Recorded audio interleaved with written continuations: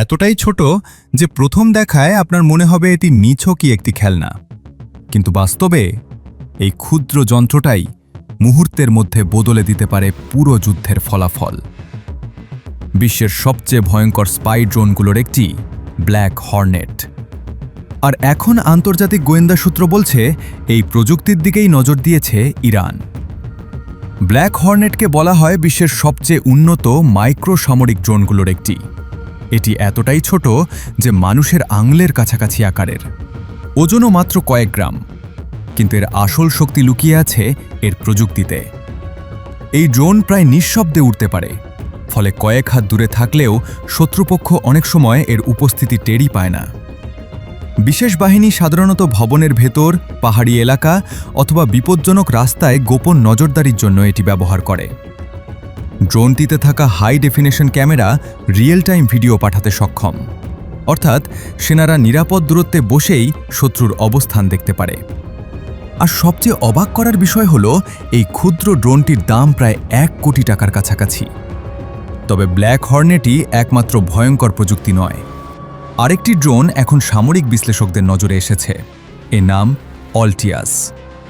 এটি একটি বিশেষ ধরনের লোইটারিং বা কামিকাজি ড্রোন, অর্থাৎ দীর্ঘ সময় আকাশে চক্কর দিয়ে সঠিক মুহূর্তে টার্গেটের ওপর আঘাত হানতে পারে। সবচেয়ে ভয়ঙ্কর বিষয় হল এটিকে মাত্র কয়েক সেকেন্ডে টিউব লঞ্চার থেকে মিসাইলের মতো ছোড়া যায়। শুধু মাটি থেকেই নয়, হেলিকপ্টার, যুদ্ধজাহাজ, এমনকি বড় ড্রোন থেকেও এগুলো লঞ্চ করা সম্ভব। ড্রোনটির ভেতরে থাকে থার্মাল সেন্সর, অত্যাধুনিক ক্যামেরা এবং জ্যামিং প্রতিরোধী প্রযুক্তি। বিশ্লেষকদের মতে ভবিষ্যতের যুদ্ধক্ষেত্রে এই ধরনের ছোট কিন্তু বুদ্ধিমান ড্রোনই সবচেয়ে বড় গেম চেঞ্জার হতে যাচ্ছে। কারণ বড় যুদ্ধবিমান বা মিসাইলের তুলনায় এগুলো অনেক সস্তা এবং দ্রুত মোতায়েনযোগ্য। কিন্তু এখন সবচেয়ে বড় প্রশ্ন, কেন হঠাৎ করেই ইরান এই প্রযুক্তির দিকে ঝুঁকছে? আন্তর্জাতিক বিভিন্ন প্রতিবেদনে দাবি করা হচ্ছে ইরান বর্তমানে এই ধরনের উন্নত ড্রোন প্রযুক্তির রিভার্স ইঞ্জিনিয়ারিং নিয়ে কাজ করছে।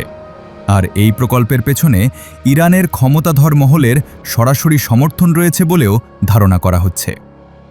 বিশেষজ্ঞদের মতে হরমুজ প্রণালীতে মার্কিন যুদ্ধজাহাজ পর্যবেক্ষণ এবং গোপন নজরদারির জন্য এই ধরনের মাইক্রো ড্রোন ভবিষ্যতে বড় ভূমিকা রাখতে পারে।